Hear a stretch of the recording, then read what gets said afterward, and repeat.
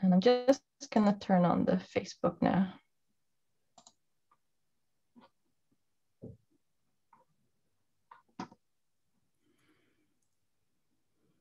Can you stop eating on the, So we're ready to go. Video, please?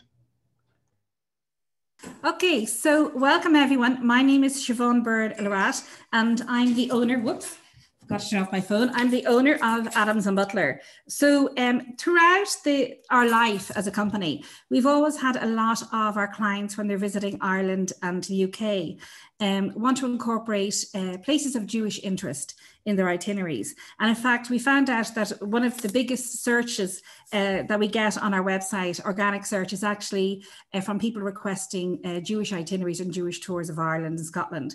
So we're delighted to put together our first webinar on Jewish Ireland. We will be holding a second one later on in the year. And we're also very honoured to have the guests that are joining us. So we have two amazing people who guide, Peter and Marty. We also then have Valerie, and she'll tell us about the documentary she made. We've David Goldberg, and we have Ruti as well down in Cork. And I would like to thank Amanda in our own office for putting this together, Ju for organising everything, and then I think we have Rachel and Richard who are doing the spotlight and admitting people. So this is the most, like, apart from the Zimbabwean ones, I think this is the highest number we've ever had. It's over 570 people who've registered. So we're delighted you're all able to join us. So without any other further ado, I think we should go over and talk to Peter, who guides some of our Jewish clients when they visit Ireland. Well, thank you, Siobhan. Hi, everyone, and thank you so much for joining in this webinar today. I've really been looking forward to it. So to introduce myself, my name's Peter White. I'm a fourth generation Jew living in Dublin, and I work as a tour guide with Adams and Butler. So most of the Jewish people who came to Dublin in the late 1800s set up home in the Portobello area of Dublin, which fondly became known as Little Jerusalem. And having a close family link with the area, hopefully I can inject some personal interest into the next few minutes virtual experience. But before we set off, let's understand why so many Jewish people, my family included, came to live in Dublin, Cork, and many other Irish places in the late 1800s. The first Jewish people that settled here in the 16th century were Sephardic Jews from the Iberian Peninsula. Spanish and Portuguese fled after the Spanish Inquisition in the late 15th century. The earliest synagogue in Dublin dates from 1660, and it was located in a street called Crane Lane in the center of Dublin. So a common theme in Jewish history, of course, is fleeing oppressive anti-Semitic regimes, be it the Spanish Inquisition, Russian anti-Semitism, Nazi pogroms. Most of the present community originates from Eastern Europe. Ashkenazi Jews arriving in Dublin from Latvia, Lithuania, Poland, and other parts of the Russian Empire. They were fleeing pogroms, poverty, compulsory 21 years military service in the Tsar's army, and things got especially anti-Semitic after the assassination of the Tsar in 1880. Jews had no civil rights, weren't permitted to buy any land, many other anti-Semitic measures taken, thus causing a huge wave of emigration to the West, mainly to the US, England, France, and of course some here to Ireland.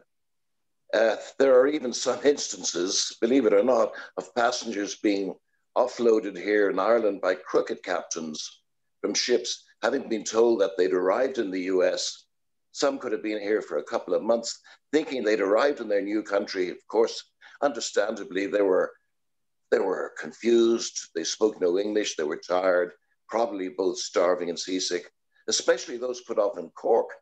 David Goldberg will tell you about, I'm sure, which could well have sounded a bit like New York to an exhausted immigrant.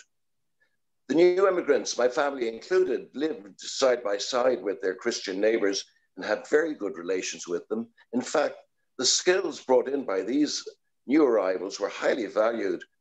Amongst others were woodwork, tailoring, jewelry, and even baking. And here we'll maybe cue photo one. Here's a photo of the Bretzel Bakery, founded in 1870 by a Jewish immigrant family and still making kosher breads. In fact, when I host a walking tour of the old Jewish quarter, I usually start here in the Bretzel with coffee, a bagel, and a glance at some of my old family photos and documents, and my clients really like that. My paternal grandfather left Lithuania in the wave of emigration and ended up in Leeds, Yorkshire, north of England. Many of the Jews came to Ireland from England, where they'd originally landed, and my grandfather Samuel was naturalized British in 1895. And if you look at the photos 2 and 3, which should pop up on the screen now, and if you look closely at them, you'll see the date, 1895, that Samuel was naturalized. I'm not sure if it's a bit blurry to see the detail, but it's actually signed by a future English Prime Minister, Herbert Asquith. He was probably an Undersecretary of State at that time. So apart from the family interest, the document is of historical value. So apart from the family context, as I say, it's historic. In Leeds, grandfather Samuel founded a small tailoring workshop, family staffed, including my father, who was a teenager at that time. They sweated and worked all hours. It grew, and eventually the family came to Dublin, and the little tailoring sweatshop became one of the largest clothing manufacturers in Ireland. My mother's family came from Russia. They settled in London, and my father's family ended up here in Dublin and lived in 22 Victoria Street. Maybe you queue up with photo 4. And that's a picture of my old family home with me standing outside. Let's hold on for that photo. Just 1 second. That's photo 2, is it? 4. Photo 4. Please stop at 3 as well on the way if you missed that one. Yeah, 2 and 3. They were for the naturalization documents, both sides. Okay, so photo 4. I'll just go on slowly. And that house on 22 Victoria Street, which we'll see a photo of in a minute, with me standing outside, was where my father would have been 18 in 1911. I'd seen the original census form, and the family lived there. That's it there. So that house is just around the corner. Take out from full screen to get the photo there. So there you are. That's Lovely it. picture. Yeah, that was taken, I don't think that was taken last year. That was just around the corner from the original Walworth Road Synagogue, which is also the site of Dublin's Jewish Museum, where I'm very pleased to be a volunteer. This was opened in 1985 by Chaim Herzog, the President of Israel. Possibly you'd queue up photo 5 now for me. And in 1985, Chaim Herzog came to Dublin on a state visit. There we go. That's a plaque outside the Jewish Museum commemorating the state visit and the opening of the Jewish Museum by Chaim Herzog, President of Israel, when he was here on a state visit. He actually was educated in Dublin, as his father was our chief rabbi between 1921 and 1936. When he became then the first chief rabbi of the state of Israel, Rabbi Herzog learned to speak fluent Irish or Gaelic and became very close to Eamon de Valera, the Irish prime minister at the time. And the rabbi espoused very much the cause of Irish independence from Britain. The rabbinical house where the Herzogs lived, and subsequently the next chief rabbi, Rabbi Jakubowicz, lived, is located close by and bears a plaque depicting its history. Rabbi Jakubowicz officiated at my bar mitzvah in 1954, not that long ago, giving my age away now, I'm afraid. Incidentally, I had the pleasure of meeting President Herzog during his visit. He attended the same school as my kids went to in Dublin, Wesley College, and he came by to present the prizes. And of course, parents were invited, so we got to meet him some years ago. From these humble beginnings, a community was born, reaching over 5,000 in number in the mid-1940s. There were synagogues, many minyan or prayer rooms. A Jewish school was built in 1934, and many Jewish clubs and organizations existed. And here's a photo of the original Adelaide Road Synagogue, which is photo number 6, please, which was closed due to failing numbers. It was built in 1892, sadly shut in 1999 due to falling numbers as the community moved out into suburbia. This synagogue is where my family worshipped. I was bar mitzvahed there in 1954. My sister was married there. The family attended services there for many years.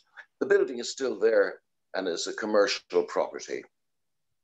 So now, in 2021, the total population of Jews on the island is approximately 1,200. Located mainly here in Dublin, the Orthodox synagogue in Terenure, we'll have a look at photo 7,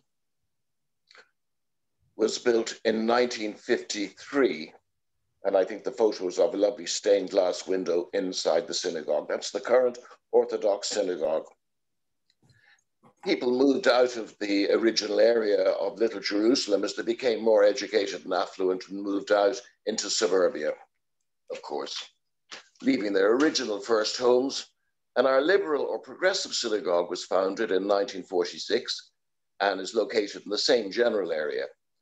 However, in addition to these resident Jews, there are probably an additional 1,000 or more working on contract with some of the large international companies, Apple, Google, etc. So in conclusion, while the community is small, it's really very vibrant. There are 3 synagogues, 2 cemeteries, there's a Jewish school, an elder age facility for Jews, and in these COVID-19 times, a very active online presence with much Zoom activity, lectures and quizzes and the like. So there are so many more points of Jewish interest on our island, but there just isn't enough time to tell you all about them or show you all the photos. So when we're all virus free, hopefully in the not too distant future, come and see for yourselves. We'd be delighted to host your visit. Thank you very much. Brilliant. Peter, can I just ask a few quick questions? Can you just tell us a little bit about, now very short because we have the other presenters as well, but about the Jewish Museum and the new Jewish Museum as such? Yeah, well, the Jewish Museum, as I said, it's on the site of the old Walworth Road Synagogue, and the original synagogue is upstairs. It's preserved. It's not active. It could be, but it's not active. It's used now for lectures. We bring groups in there. We bring school groups in there. And downstairs, it's full of memorabilia depicting Irish, ancient and modern, I suppose, Ireland, Jewish Ireland. It's got some lovely artifacts, and it's well worth a visit. There's a very nominal charge in, and it's entirely staffed by volunteers. And it's very popular. It's very much on my list of visits. It's a core part of my Jewish tour. And then just another little thing as well is there much Judaica in the Chester Beatty Museum? No. And again, just a little answer so that we can move on. I don't believe there is. I think maybe David might be more au fait with that. I don't think so. I think there are some. I can't actually answer that to any accuracy. Right. I'm sorry. I'll ask David and put him on the spot. So that's fantastic. Thank you very, very much, Peter. So we're going to move on to David now. So David, maybe you can. No, Siobhan, it's Ruti next. Oh, sorry, Ruti. Sorry, I missed that. So we're going to move on to Ruti now. Hi there, everybody. Thank you very much for having me, all at Adams and Butler. So my name is Ruti Lachs. I'm a Liverpool-born, Orthodox background, secular now Jew, living in Cork City in Ireland. And I was living in Kerry for for about 30 years, and I've been in Cork for 5 years. So I've had my whole adult life in Ireland. I'm a musician and educator, and I've been doing some theatre, some one-woman shows. I've written a musical play set in the Jewish community in Cork. And so because of the research for that, because I've done so much research, I thought, well, you know, other people want to know. Every time I turn a corner, people are asking about Jewish Cork. So it seems I'm going to turn to tour guiding now. I was going to actually do a tour last summer, but of course COVID happened. So I did the Cork Jewish Culture Virtual Walk, which is online, and you can see that. But until you do, I will tell you a bit about Cork. So it's, oh yeah, oh great. There's the front picture of the video, Cork Jewish Culture Virtual Walk, thank you. And Cork had a Jewish population back in the 1700s, again, those early settlers. There wasn't a synagogue then, and we don't really know who, we don't really have many names or any names from that time. We don't want all the photos yet, we can just stick with photo 1 for now, thank you. There were only a few people, but there was a cemetery at that time. So that cemetery is now a housing estate. There was no synagogue in the 1700s, but from the 1800s on, when Jews started to come from Lithuania and Russia, and a lot of people from a village or a small town called Akmian in Lithuania. So I think also in Limerick, and also especially in Dublin, there were a lot of Jews from that area, but certainly to Cork, a lot of Jews from Akmian, and they started settling there. And they were poor, most of them that came over. And at the most, maybe around 1911, there were 450 Jews living in Cork at its height. So on this map that you're looking at now, you can see the 7 main sites that I'm going to bring you to on the tour. And we're also going to go to some minor sites as well. And the first site, we can have a look at the next picture, which is image 3, the picture of the synagogue. So the synagogue in Cork, as it was, there's no longer a Magen David over the door, and there's a sign outside that says Seventh-day Adventist Church. So it's still a place of worship, but it was deconsecrated in 2016 because the community had just dwindled to next to nothing. And I'll talk a bit more about that later. So maybe we can just go back to image 2, the map of the sites. So we'll have a look at the outside of the shul. We will have a look at the site of the Jewish cemetery, which is now a housing estate. We'll have a look at the site of the old mikveh, a Jewish ritual bath, which is now a restaurant. And the restaurant will be open, everything will be open by the time you all come to Ireland. So it'll be great. We can go into the restaurant and have a look at the tiles, which are still there from the original baths that were there. It was a Turkish bath, and there was a bit in the back that was the mikveh. And what else are we going to on the tour? There are 2 bridges of significance to the Jewish community. One was opened by Gerald Goldberg. We don't really need an image maybe for this bit. One was opened by Gerald Goldberg. I'll tell you more about that later. Then we'll go off to the Jewish area called, it's Hibernian buildings on this map, but the locals called it Jewtown. And that was the area where a lot of Jews lived in the 1880 to I suppose 1930, even 40. And yeah, I don't think there's any Jewish people living there now. There might be one about to move to the area, we'll see. So in Jewtown, there's this spot called Shalom Park, which is oh yeah, you can see it there, which is a small park there, which is lovely, which I'll talk about in a while. So we don't need an image anymore for this bit. We can get rid of the photos for a while if you like. So 100 years ago, the Jewish men living in Cork were mainly door-to-door salesmen, peddlers, vickelmen. And as business picked up, so did their places of business. By the 1920s, there were Jewish-owned music shops, a toy shop. Later on, there was an antique shop, dress shops, a bike shop, a carpet sales room, dental practices, a law firm, and dress shops, did I say that?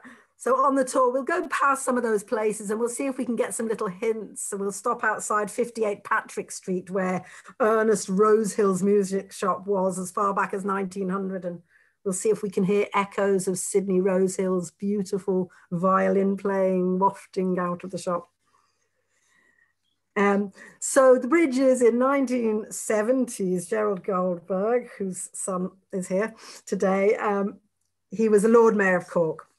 His wife, Sheila Goldberg, was a huge patron of the arts. And if you do the bigger tour with me, we'll go and see some of those, the Opera House and the Everyman, and we'll go and have a look at some of those places. And even in 1916, there was a tiny bit, as far as I know so far, of Jewish theatre actually going on in the Everyman Palace in in Cork. So it'll be great to walk around and find the clues to that.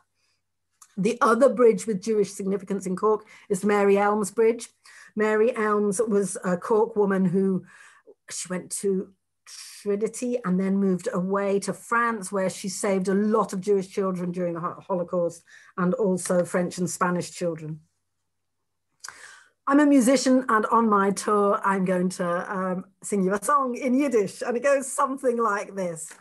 Und wir seien alle Brüder, ei, ei, alle Brüder, und wir singen freilich Lieder, ei, ei, ei. Und wir seien alle Schwester, ei, ei, alle Schwester. And so we'll go on, and hopefully you'll all be able to join in with the bit that goes, ei, ei, ei, ei, ei, ei, ei, ei, ei, ei, ei, ei, ei, ei, and so on and so forth. It'll obviously be a much longer song on the tour, and I'll give you a translation there as well. So that particular melody comes from a more modern klezmer repertoire. In the early days in Cork, 1880s to 1920s, the Jews that came over from Amiens spoke only Yiddish. They would have also spoken some Russian, of course, but they spoke Yiddish at home. In the synagogue, they would have prayed in Hebrew. So they wouldn't always have understood much Hebrew. They wouldn't have chatted away in Hebrew. They might have understood the prayers, but their main language was Yiddish. They were learning English from reading the Cork Examiner, and at school they'd be learning a little bit of Irish, especially after independence. So some of them would have had 4 languages. So the next video, video 1 that you're about to see, is part of a prayer in Hebrew that welcomes the Sabbath, and it will be sung on a Friday night. And we made this video as part of the Cork Jewish Culture. Somebody's talking in the background there. Can you mute yourself, person? Okay, so this song, I recorded it here with Marnina Wickler and Val Davin, and this is in the laneway just next to the shul, just next to the synagogue in Cork City, and just down the road from that very old burial ground. So have a little listen to this. Thank you. Should be able to play that.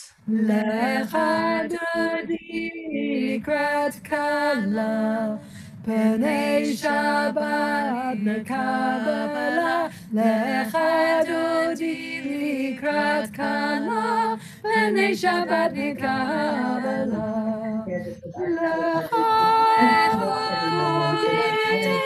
lecha dodi likrat kala. Penei Shabbat nekabela, lecha dodi likrat kala.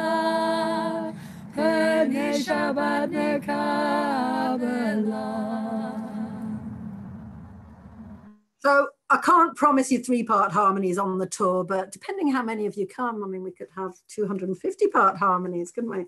Like if it's like today. So more about Friday evening prayers later. So on the tour, we're going to walk the streets in that old area, Jewtown, and we could have image 4 now. This is where a lot of the Jewish family moved to when they first came to Cork, a very poor area. And you'd have these tiny houses with sometimes 3 generations living in them, maybe 7 or 8 children, maybe, you know, the parents and maybe a sister or a brother of the parents. In the bottom left-hand corner of this picture, you can see the gasometer. So there was gasometers, there was the Cork Gas Company in that area. And so to the right of that, you'll see those little houses. There's a few rows of little houses just around that. Where the gasometer is in that picture is now Shalom Park, and it was given to the council or the corporation at some stage by Cork City, by the Cork Gas Company. And I must get my dates right for the tour.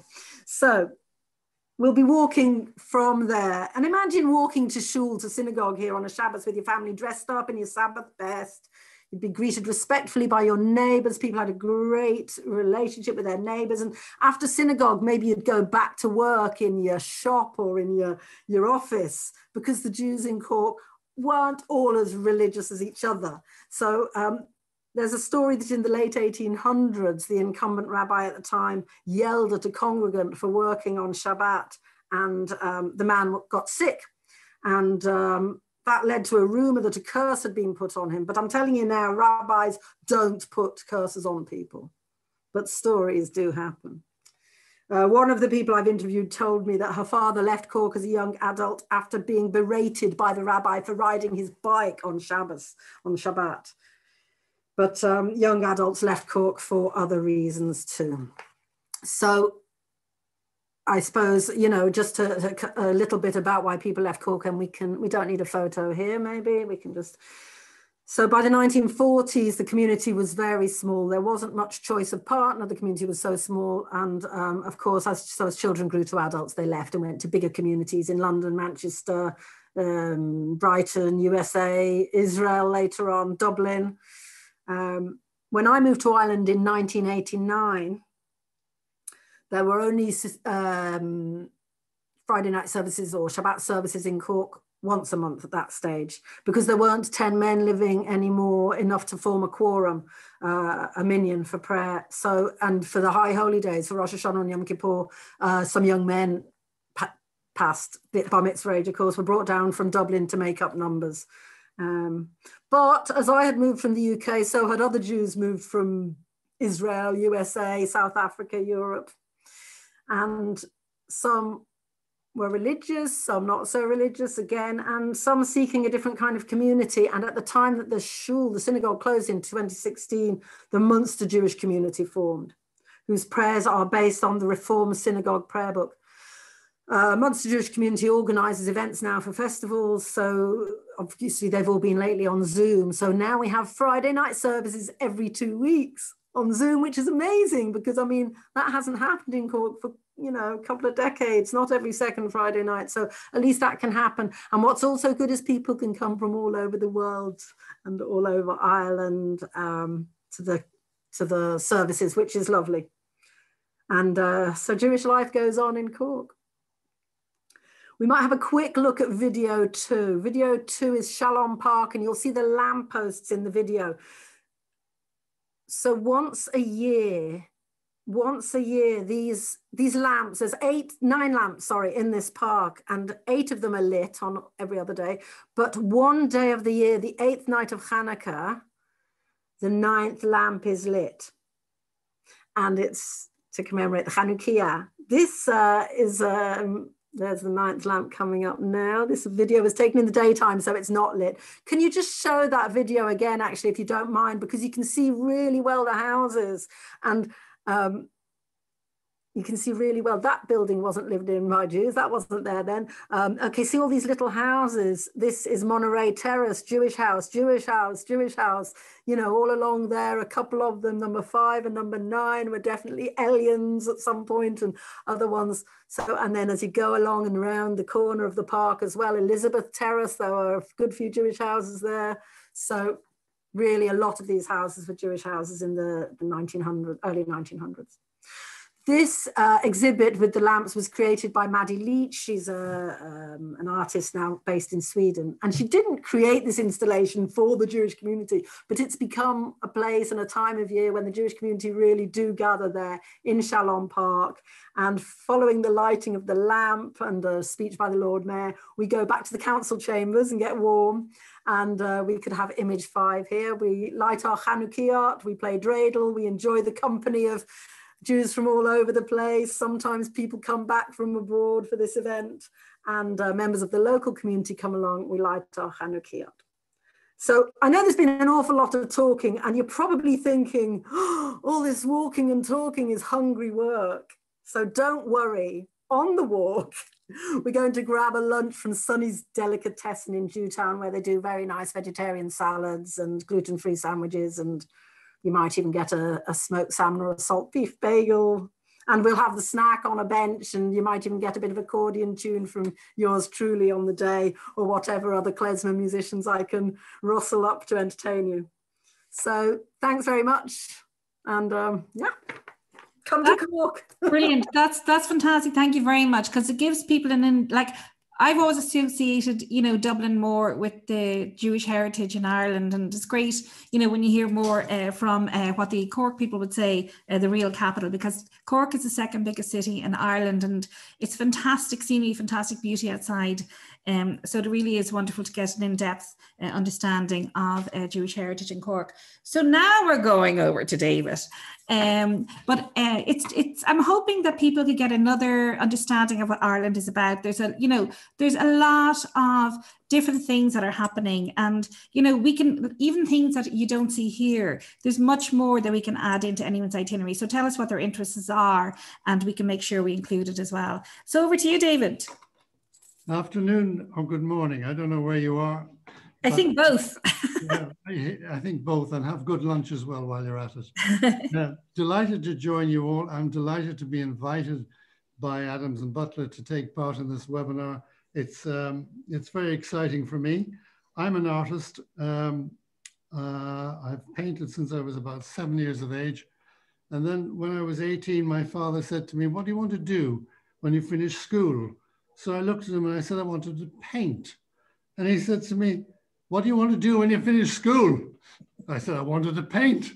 He said, "You can't." So I was pushed into the legal trade like him, but I was a barrister as well as a painter.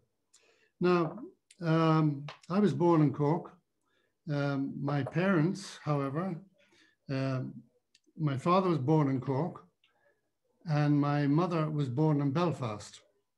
And my father's father, my grandfather, both my grandparents, in fact, came from Lithuania.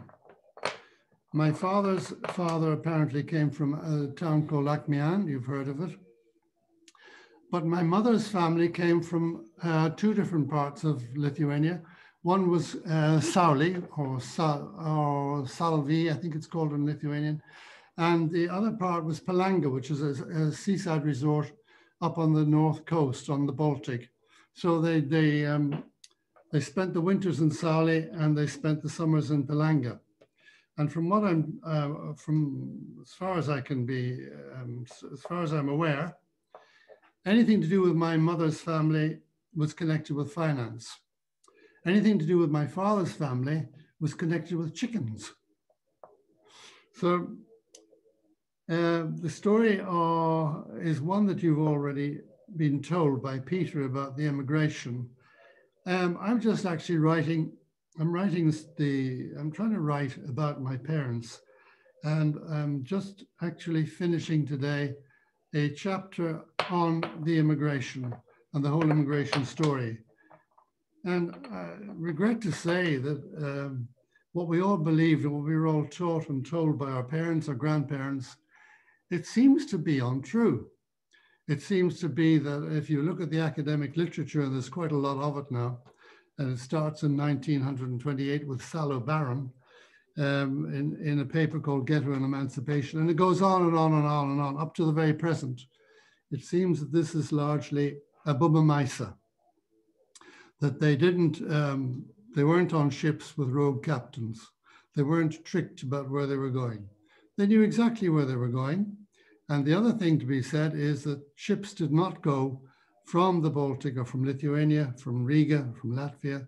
They did not sail directly into Ireland at all, because I've inquired from a ship's historian, maritime historian in the University of Hull about this.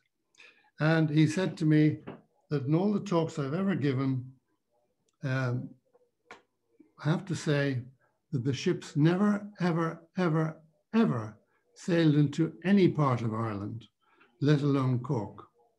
So there you are. I'm going to write it up. I've finished writing that up. I have to revise it. So my father was born in Cork, 1912. He was the 11th of 12 children, not uncommon to have a large family in those days, because the older children looked after the younger ones and they were supposed to go out and earn a living. My father went on to study law. He was the only person in his family who entered a profession. He qualified in 1934 as a solicitor, and he set up practice in 1936 in 96 Patrick Street, Cork. And he sat on the top step of the office, which was on the second or third floor, and he read law while he was waiting for clients to come. In those days, it was not the practice to join a firm as it would be today. You set up on your own. he eventually built up an extremely successful legal practice. He had an amazing capacity to read. He had an amazing capacity to learn and to memorize. So he could find passages in cases. He could find literature and facts which were necessary and relevant to his cases. He became a very prominent, very well-established legal practitioner, particularly in the criminal field to begin with.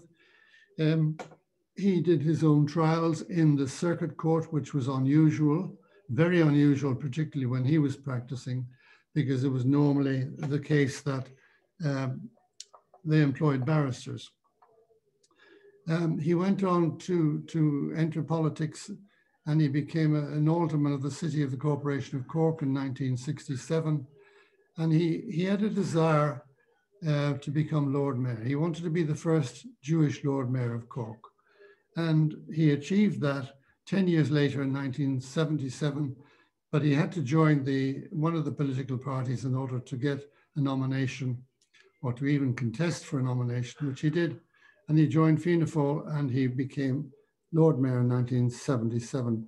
And he also made my mother an active lady mayoress, which was not usual. Now, my mother was an amazing lady. She did a huge amount for music and art. Well, both of them did in the city. They made a massive contribution to art. They started a series of lunchtime concerts in 1967, and they are still continuing to this day, apart from the interruption by COVID. My mother did a huge amount of charitable work. She built a hydrotherapy pool for spastic children, and she built a residential daycare center for people who are handicapped. So that's a bit about my mother and my father. They were very successful as Lord Mayor and Lady Mayoress. They went on tour to the United States. They had a remarkably successful tour.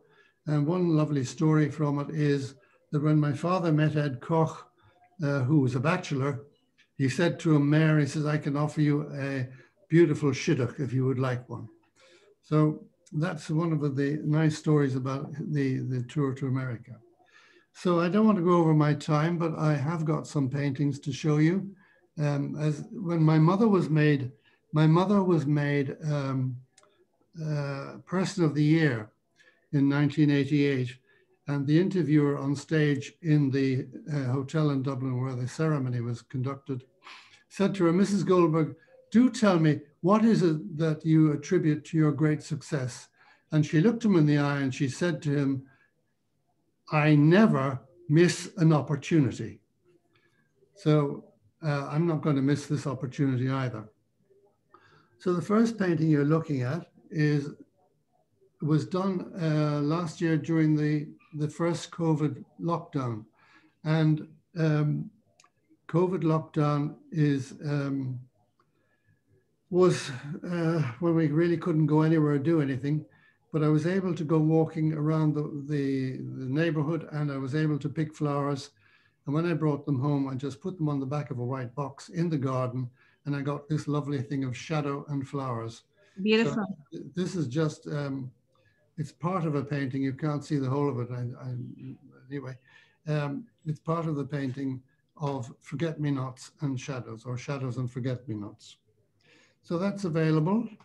Let's see the next one. I did an exhibition in London, about 7 or 8 years ago. And I went to Jerusalem. It was actually for Jewish community. And I went to Israel. I went to Jerusalem in particular, spent a month there painting. Again, this is a detail of a painting from Nachleot. And it is a painting which I call Conversation, because you can see on the left, a Chassid and his wife were having a row, in fact. And this went on for as long as I was painting, which was about 2.5 hours. I love that picture because of the light and the heat that was generated by it. Next painting is also from Israel. Can you actually make that smaller? Is it possible? I think, let me see, I could do, oops, hold on. They're all quite large. We're going to have to move on quickly though, because we have to still speak with Martin and Valerie. I understand that. I understand that. Beautiful. So that is a part of a painting of Jerusalem done from the first floor of the Petra Hostel, and it looks up over the Golden Dome. And the next painting is from Morocco. It's a country that I really think is wonderful for painting. Again, this is only a detail of it, but you're seeing the wall of the Katoubia, which is the principal mosque of Morocco, of Marrakesh, and it is lit by sunlight in the evening. And it's also one of the three sisters, isn't it, with Tur Hassan and Rabat and the Geralda, I think, in Spain. And the next painting is from an area in the middle of Marrakesh, which is called the Secret Garden, Le Jardin Secret. And it has this pavilion in it, which is just wonderful because it's extremely hot in Marrakesh, up to 40, 50 degrees centigrade. So this is a haven where you can relax and just look at the heat. And that's what that painting is about. And this is another COVID painting, the last of the pictures I'm going to show you. It is a painting of Aqualegia and Shadow, or Shadow and Aqualegia. And it's one of the COVID paintings. Again, it's a detail of the painting. David, we've had a question there. People want to know, do you have a gallery?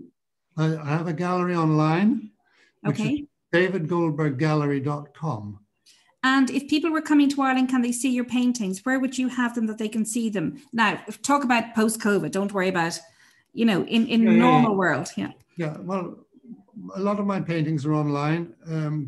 They can be looked at and acquired online. And also they can contact me and come to the studio. Fantastic. And the studio is based in which city? In Dublin. In Dublin, just to reconfirm for people. That's fantastic. Thanks a million. Thank you very much, David. So passing over to Martin. So I think at this stage you've realised that we've had Lord Mayors in Dublin who are Jewish. We've had Lord Mayors in Cork, and now we're going to find out about Northern Ireland. So over to you, Martin.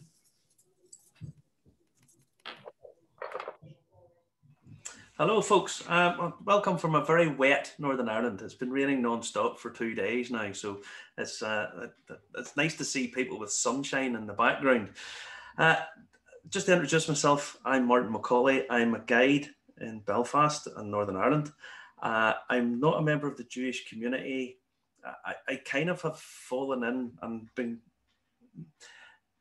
Jewish tours. People come from Israel and they don't realise the history that Belfast actually has, certainly for Israel, and the history that the Jewish community has implanted itself in Belfast. Belfast wouldn't be the city it is today without its Jewish inhabitants. And I just want to pay a little thank you to Stephen Jaffe, who's is Jewish and from Belfast, for a lot of the information I'm going to give you today. Belfast was founded as a city in 1613, and there's reference to a Jewish tailor living there as early as 1652. But the Jewish community didn't really get going until the middle of the 19th century. Belfast wasn't actually made a city until 1888, but during the 19th century, it expanded almost exponentially. It went from a population of 20,000 in 1800 to 350,000 by 1900. So it was one of the fastest growing cities, certainly in Europe and possibly the world. Part of that industrialization was the linen trade. And the story of Jews in Belfast really starts with a man called Daniel Joseph Jaffe, who had come over from Germany, from Munich, to set up. He was invited over and then he subsequently came and stayed. And this was around the 1840s. Now, if you pull up this first slide, he came over, he was a very wealthy linen merchant. And linen was, sorry, I've got my slides mixed up. If you could pull up slide number 2, sorry. He was a very wealthy linen merchant. And when he came over, He very quickly established companies and then went on tours to the US, really to promote the linen trade in Belfast. Belfast became known as Linenopolis. And in part, that was to do with the work of Daniel Jaffe. Now, this commemoration, this sits on just off Victoria Street, beside Belfast's only flat iron building, Bittles Bar, and just outside the Victoria Centre. Now, it was put up as a commemoration to what Daniel Jaffe had done. But if you go back to slide number 1, really it's his son, Sir Otto. Now, many of you who have been to Belfast will have seen behind Belfast City Hall is the 10 Square Hotel. And this was the home of Sir Otto Jaffe. Sir Otto was the son of Daniel. He was 2-time Lord Mayor. He was the Sheriff of Belfast. He sat on the board of Queen's University. He founded the Jaffe School in the Cliftonville Road, and he was instrumental to the establishment of Belfast Technical College. Now, the first synagogue in Belfast was established in 1871 on Great Victoria Street. It was paid for by in huge part by the Jaffe family. Now, by that stage, quite a lot of German Jewish people had come across. Now, there is the same story, that they were told that it was New York, but they ended up Belfast. And one wonders if this was true, and how they fared whenever they found out the truth. So the first synagogue was 1871. Later on, in the 1880s, a very significant amount emigrated from the pogroms in Eastern Europe, from what's now Lithuania, and came over. Now, they established, as I say, the first synagogue in 1871 on Great Victoria Street. Unfortunately, that building is no longer there. Very quickly, they settled a lot of them in the north of the city, slightly out, and a lot of them felt it was quite a distance to walk from the north of Belfast down into the city centre on the Sabbath. So a new synagogue was established up on Ainsley Street, which is just at the bottom of the Crumlin Road. Now, that building is still there, but it was deconsecrated, and in 1964, a new synagogue was established. Now, the story of Sir Otto doesn't end well, because in 1914, the outbreak of the First World War, Sir Otto spoke with a German accent, and this was not very fashionable at the time. So there was rumours spread that he was seen down at the docks passing off information to German spies who then were going back to Germany and so on and so forth. Now, his carriage was supposedly pelted with stones, at which point he decided, right, enough's enough, and he moved away to England to basically get out of Belfast. So Sir Otto didn't have a great time, but it was more to do with his German heritage rather than his Jewish heritage. Now, the Jewish community continued. In the entire history of Belfast, the Jewish community never really numbered more than about 12 to 1500. Now, World War II, the British government approached Damon de Valera about establishing refugee camps. And in order to maintain Irish neutrality, Republic of Ireland neutrality, de Valera said no. So refugees came to Belfast instead. And what happened was they then were moved out to a place called McAuley in County Down. The people looking after them had taken out a 20-year lease on a farm, and the people had come down, the Jewish people came down and really learned agricultural habits, ways of ploughing land, etc., there. And a man called Bob Redner was one of the people there. Now, they found that they were very welcomed. They made friends with the locals. They played football, and a few of the people were actually approached to join the local football teams, but they said no, they weren't going to do that.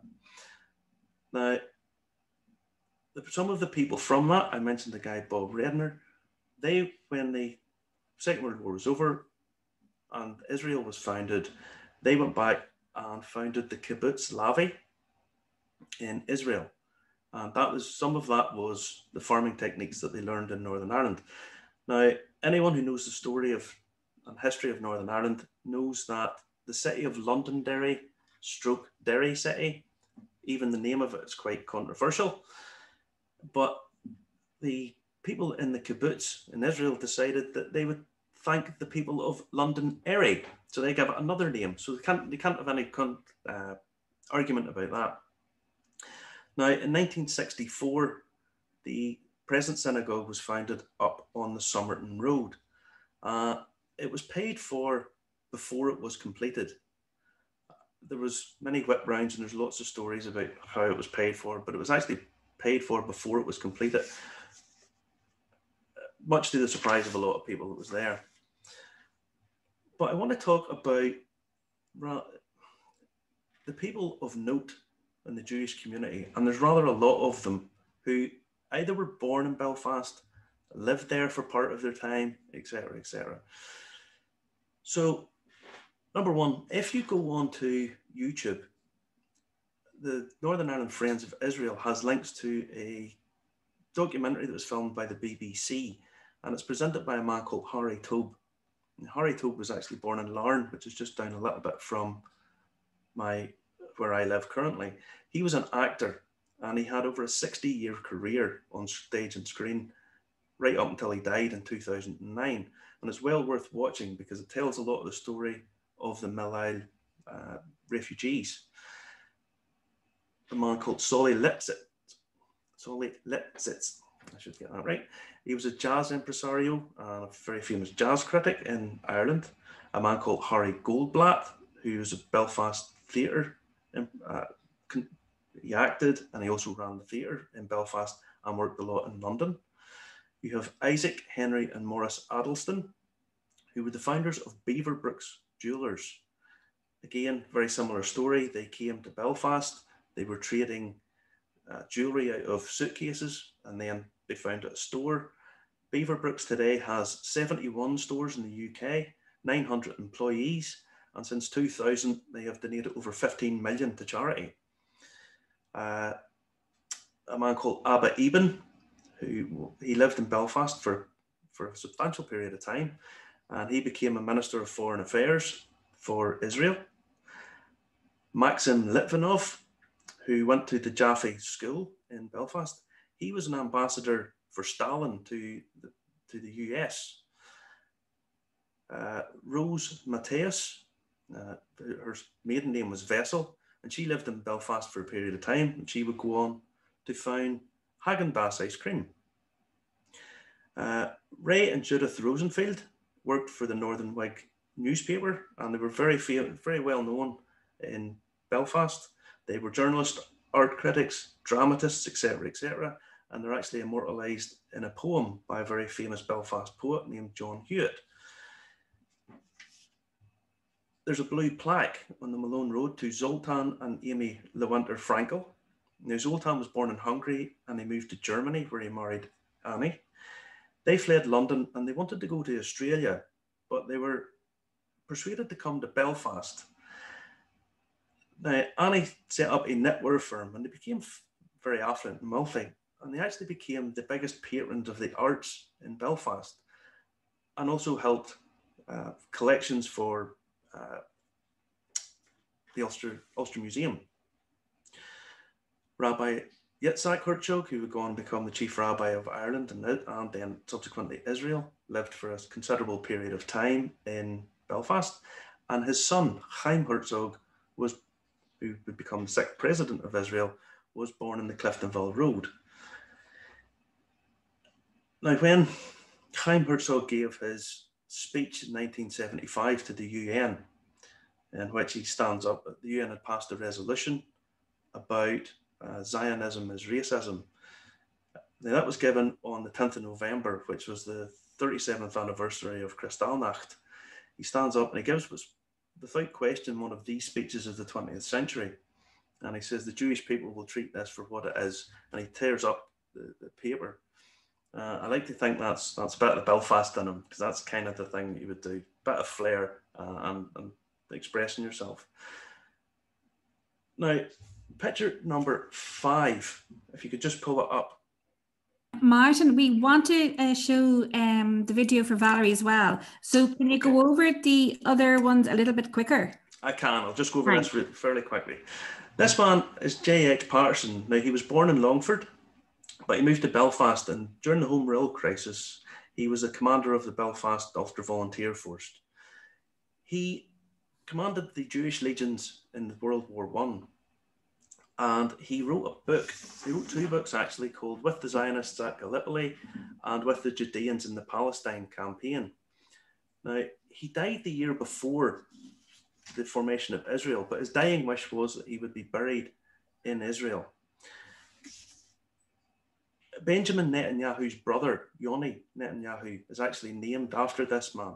This man was Yoni Netanyahu's godfather. Now, he was reinterred in Israel in 2014. And at the ceremony, Benjamin Netanyahu said, "He is the godfather of the Israeli army, a great friend of our people, a great champion of Zionism, and a great believer in the Jewish state and the Jewish people. I feel it is an obligation of our people, our state, and mine personally to fulfill his testimony." There is a commemoration to him in Belfast. It's one of the slides there. It shows the commemoration just off the Northumberland Road. This is up in Belfast. Now, currently, the Jewish population in Belfast is about 70 people. And if you could just pull up picture number 7, this shows the Belfast, the synagogue from above. The current number is about 70 people, and 70 quite elderly people. Now, in 2019, Prince Charles came to unveil a plaque to say that, to commemorate 2 new stained glass windows that were put up to commemorate the community relations between the Jewish people and the friendly people of Belfast. So that's the people of the Jewish people in Northern Ireland and Belfast.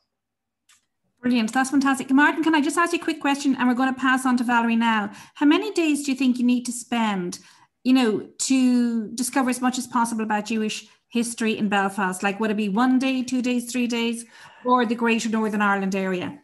Well, you could do, if you wanted to do a coach tour in Belfast, you could really take in most of it in a day. If you wanted to do a little bit more in depth, it would probably take you a couple of days to really get around and see things. Fantastic, thanks. So passing over to Valerie, and Valerie, thanks a million for joining us, and congratulations on the 2 Emmy Awards.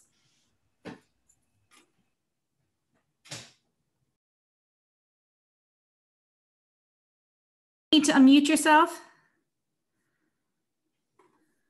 How's that? Perfect.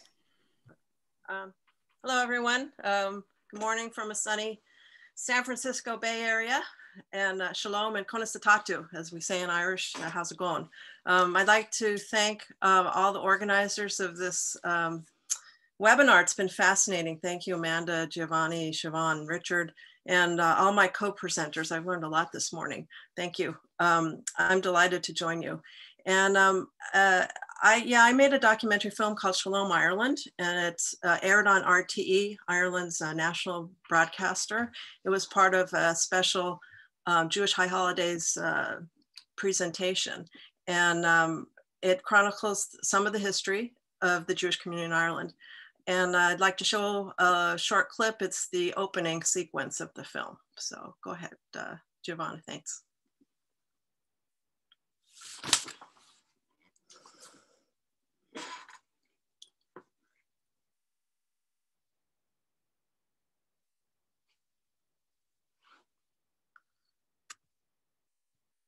Is there sound?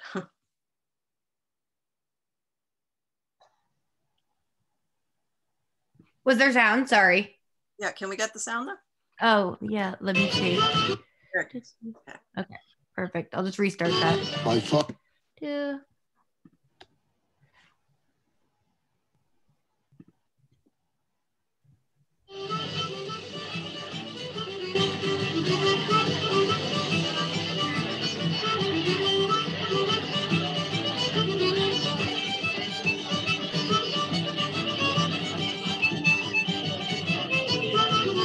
My father used to say that Jews had the facility of picking up the best qualities of the wider community in which they lived. For instance, the German Jews were inclined to be a bit arrogant. The British Jews were inclined to be a bit pompous. The American Jews were inclined to be a bit boastful. And he said the Irish Jews were the friendliest Jews in the world. They also, unfortunately, drank more than any other Jews.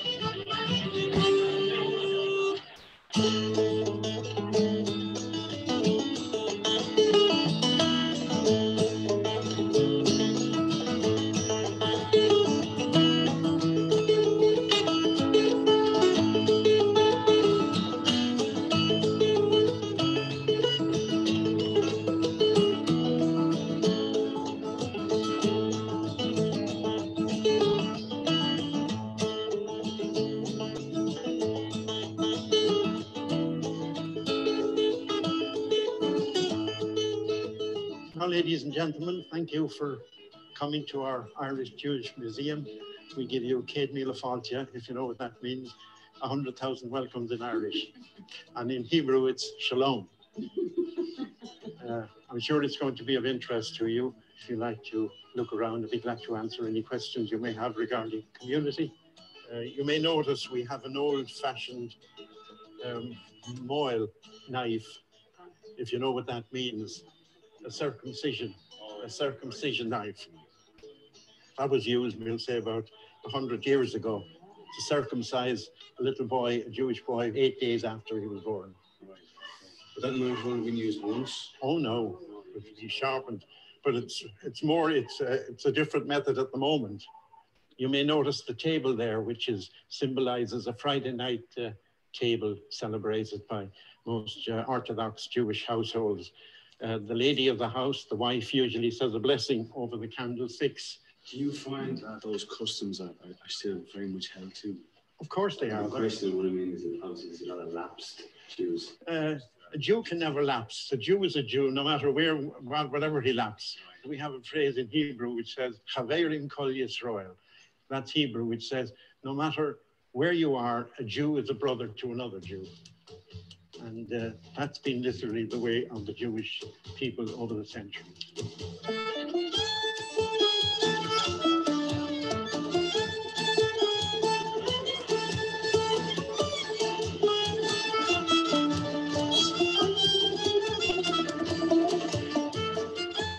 Ireland's Jewish population has always been small, but the Jews of Ireland have played a remarkable yet little known role in the history of the country.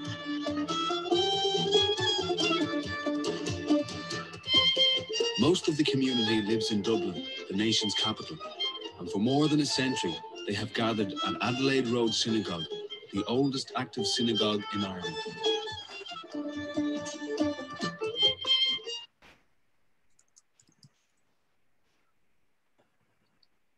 Okay, so I'd like to tell you a little bit about the people you just met. The first person, the gentleman was Joe Briscoe, who talks about the Jews being the Irish Jews being the friendliest Jews in the world. And Joe is the son of Robert Briscoe, whom some of you may have heard of. He was the first Jewish Lord Mayor of Dublin, but he had a very important role in Irish history. As a young man, he was learning a trade in New York at the time of the Easter Rising, and he quickly went home and joined the cause of Irish freedom. He joined the Irish Republican Army and ran guns and ammunition during the War for Independence. After Ireland won her freedom, he ran for a seat in the Dáil, the Irish Parliament, which he held for decades, and later in the 50s became Lord Mayor of Dublin. His son Ben followed in his footsteps after he retired and won a seat in the Dáil and also became Lord Mayor of Dublin.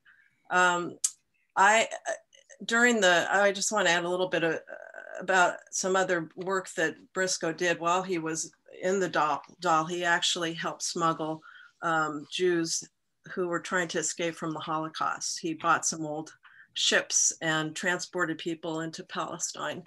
At the time, it was illegal quote, illegal to be doing that. So he played a very important role in the history of not only Ireland, but Israel too. Oftentimes people ask me why I made the film, so I'll tell you a little bit about my background. I was born in a Jewish family in Los Angeles, California, and we really didn't know too much about our family history on my father's side. All we knew really was that they came from somewhere in Russia, and my grandpa Stanley grew up in London. In the early 1990s, 1993, I went to Ireland for the first time. And my husband, Michael, a staunch Irish American, actually found the Irish Jewish Museum in a guidebook. So we were kind of intrigued, a little bit amused, wondering, very curious. Neither one of us knew there was a Jewish community in Ireland. So we thought, well, let's go check out what this blending of our two backgrounds could be. So we gave a call to the museum because it only, at that time, was only open a few hours a week. And they said, yeah, come on over, we'll show you around. And so we drove up and these two women were waiting for us outside and they were so excited that we came to visit. And there was something about their mannerisms. They reminded me of my Jewish grandmothers. And I just had this kind of flashback of growing up in LA. And there's for those of you from the LA area, there's a very famous Jewish section called Fairfax Boulevard. And I just imagine these women, like my grandmothers, walking down the street. They kind of dressed like them and they looked like them. But when they spoke, they had these beautiful Irish accents laced with Yiddish. And so it was kind of a surreal experience for me. I was kind of double taking, like, where am I? And so they took us around the museum. They were really charming. You know, all the docents there are volunteers. And I became really fascinated with this history, a lot of what you just heard this morning. And just very intrigued by it. And so we went home. A few months later, my dad called one day and said, you know, we have a cousin who's a genealogist, and she found this document that says that my great-grandparents were married in Waterford. And my father didn't believe it at first because he didn't know anything about the family ever being in Ireland. So I wrote to the museum. And one morning I got a call from Joe Morrison, who you saw in the film, who took us on the tour in the museum. He told me that the curator had given my letter to him because his mother was also Lapin, which is my surname. Joe was born in Limerick, and he had an uncle who lived in Waterford for a time as well. He sent me an article that ran in the Waterford newspaper. Just hold it up here. You probably can't really see it, but it says that it's a very detailed description of my great-grandparents' wedding. It says that they were the first Jewish couple married in Waterford. And so this just kind of blew me away. I didn't know anything about this. And the more I tried to find out about our family history, it occurred to me one day this would make for a really interesting documentary film. So that was the start of that. Let's see, what else do I want to tell you about? One of the really great pleasures of making the film for me is all the people that I've met along the way. Joe Briscoe became a good friend through the rest of his life. We were in contact quite a bit. And the Morrisons, I think some of the Morrisons may be on this call. We never figured out if we were cousins or not, but we like to think that we are. And I just want to give a shout out to all of you. Big love to the Morrisons on this. Well, the Morrisons are no longer alive.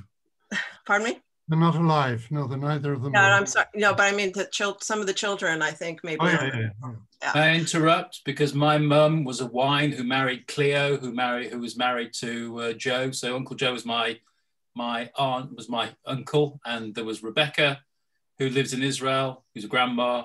There is Michael, who lives in Cyprus, who I drove to Israel in the Fiat 500 from Ireland and ended up living on La Vie for 3 years, Kibbutz La Vie.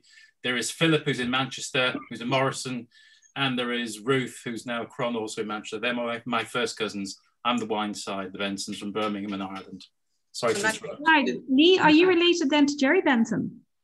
No, wrong Bensons. Wrong Benson. Okay. But there's also a famous journalist in Ireland, Jerry Benson, and then his brother Alan, who was in the travel industry as well. Yeah. Our Bensons I've just traced back to Moisietsky on the Russian side, but I'm from the wine, which is a very large Irish Jewish family. They're all cousins. Amazing. Well-known judge, Judge Wine, too. But my mum's first cousin, Justice Wine. Can I ask you as well, did you meet Mervyn Taylor, who was, again, another famous Jewish politician in Ireland, and Alan Shatter and people like that, when you did the documentary? No, I didn't. I didn't meet them. I'd heard a lot about them. You know, when you make, the film is an hour long, so you can't include everything. And actually we kept it focused in Dublin. At the time that we were filming, the biggest, most beautiful, a beautiful synagogue, the Adelaide Road Synagogue, was being closed and it was being deconsecrated. So that was sort of the impetus to do the filming then. And so a lot of it was centered around what the events that were going on then. And we focused on 3 families who are in the community. But yeah, there's so much, and there's so many great books and information available if people want to read and explore more about the community. Another one of the really personally exciting things that it's come about as a result of this work is about 4 years ago, a librarian at the Waterford Institute of Technology, Kieran Cronin, contacted me. He may be on the call, I'm not sure. Hello, Kieran, if you made it. He was bringing an exhibition to the Waterford Institute of Technology called Jews, Representations of Jews in Irish Literature. And he was looking to create a supplementary exhibit to complement that work. And he reached out to me and asked if I'd like to collaborate. And I said, of course, but I didn't really know too much about my family in Ireland. But I sent him the few documents that I had, and Kieran is a very skilled researcher, and he found a great deal of information about my family. And we discovered that the family was much more deeply rooted in Ireland than I had imagined.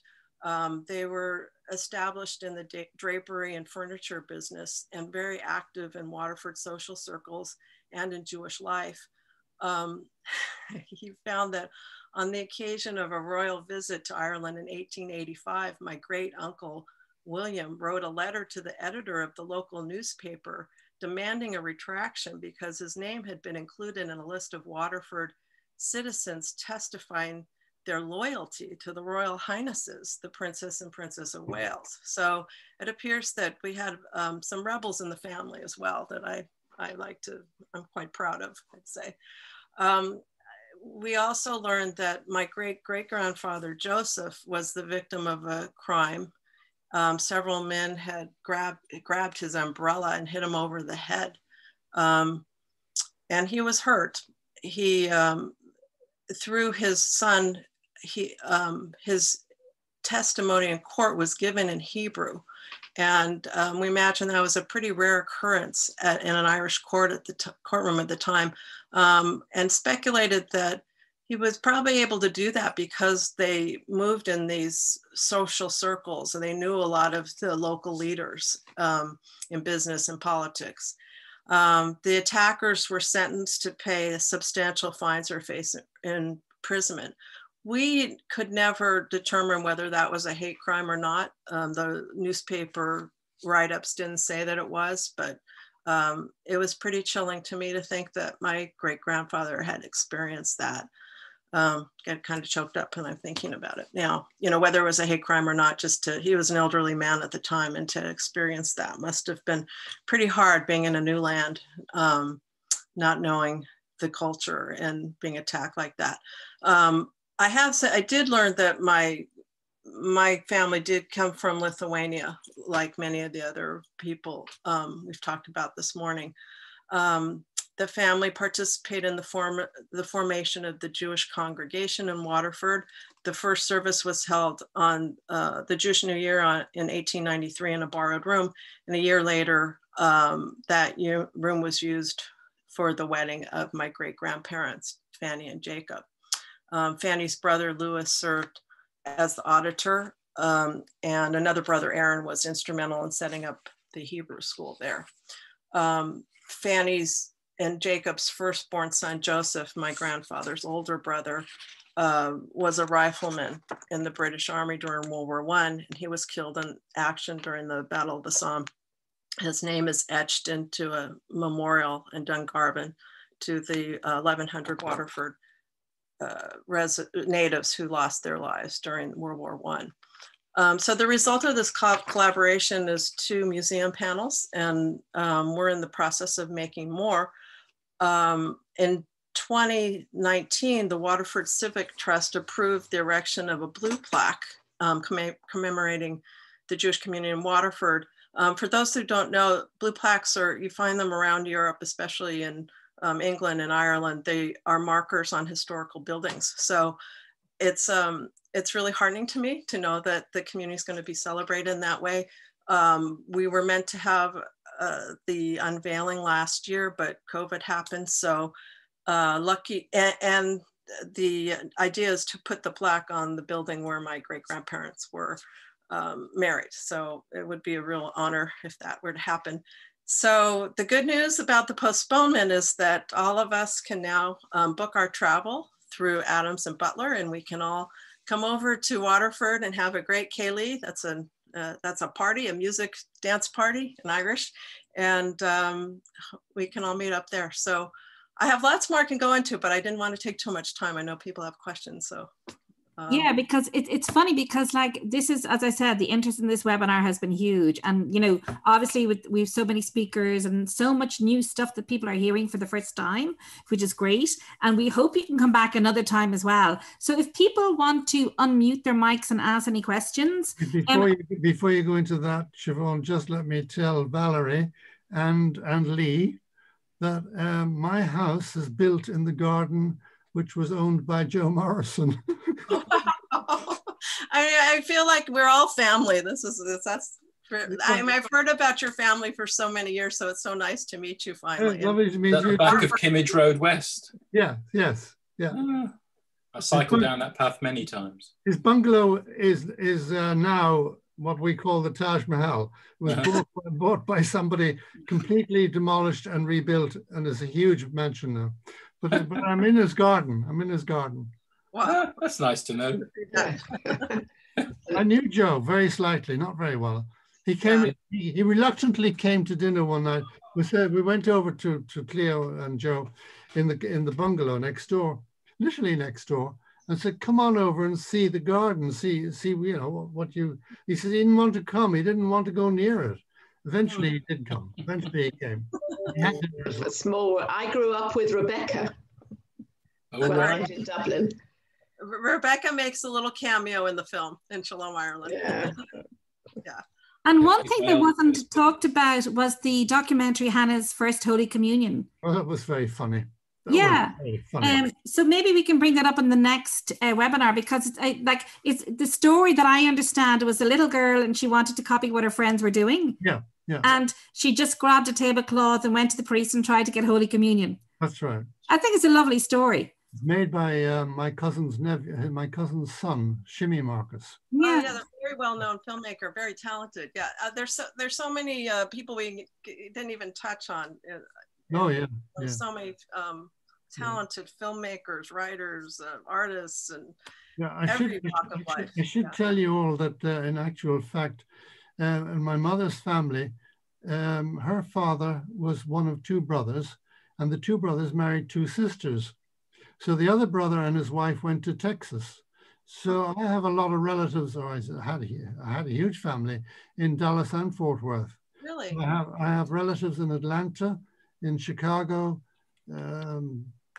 just about everywhere in America. Well, we're going to have to get Adams and Butler to do a tour of Irish Jewish America. It's very funny that you mentioned that, because I was over in Zimbabwe in Africa, and I was telling a lot of people over there, suppliers, about the fact that, we have a lot of Jewish clients and Jewish advisors who book us. And Bulawayo, which was is the second biggest city in Zimbabwe, there's a strong Jewish community there. And then also in Zambia, in Vic Falls. So we were hoping to do one of our African webinars, which we do on Fridays, on the Jewish community in Zimbabwe and Zambia. You should do it on South Africa. You should do one on South Africa. Yeah.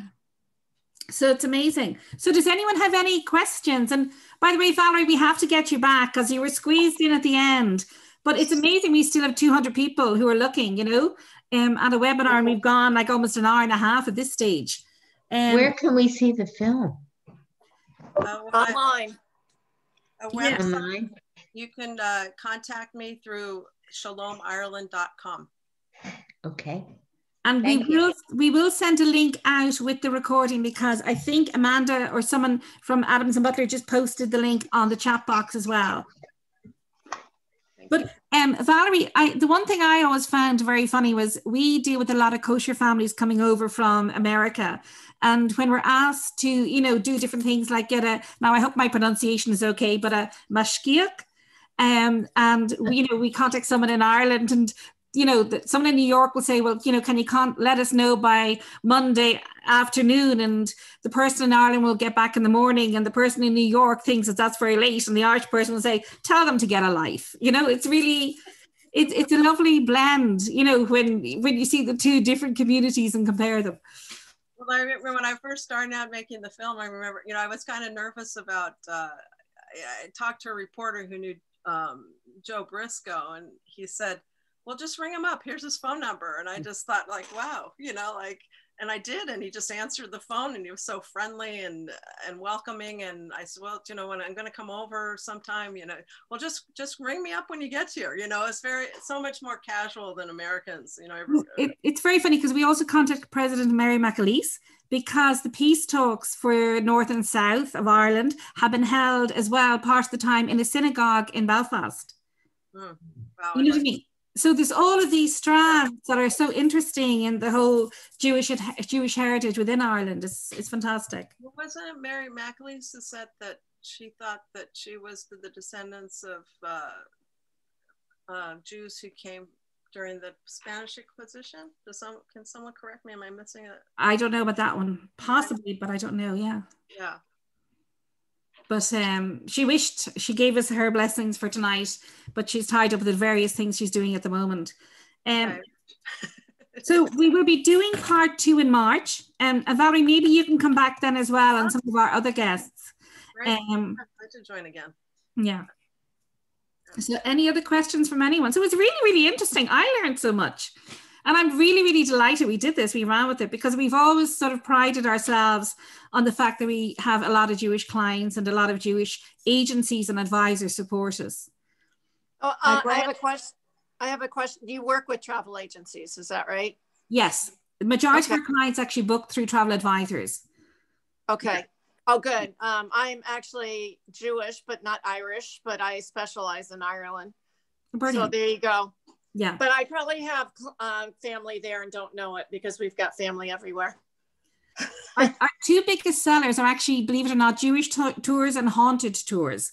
On our website, they're the hits we get the most on. And I noticed Pat Liddy was also in our audience, who also does some of the Jewish guiding for us. So you've got 3 guides on here. You've got Ruti down in Cork, you have Martin up in Northern Ireland, you've Peter again in Dublin in Ireland, and also Pat Liddy.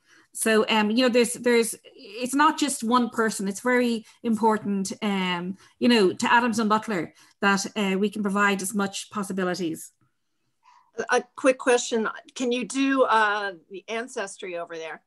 We can. We have genealogists on hand as well who can trace family roots. And actually, it was just something I forgot to mention. Ruti had brought it to my attention about the Holocaust Memorial in Listowel, where the Writers' Festival is held as well in Kerry. So there's lots of little things dotted all over the country, not just in Belfast, Dublin, Cork, and the other cities. And someone also told me from the Israeli embassy that there's a round tower in Gort. So Tower as in T-O-W-E-R, probably I should pronounce it Tower.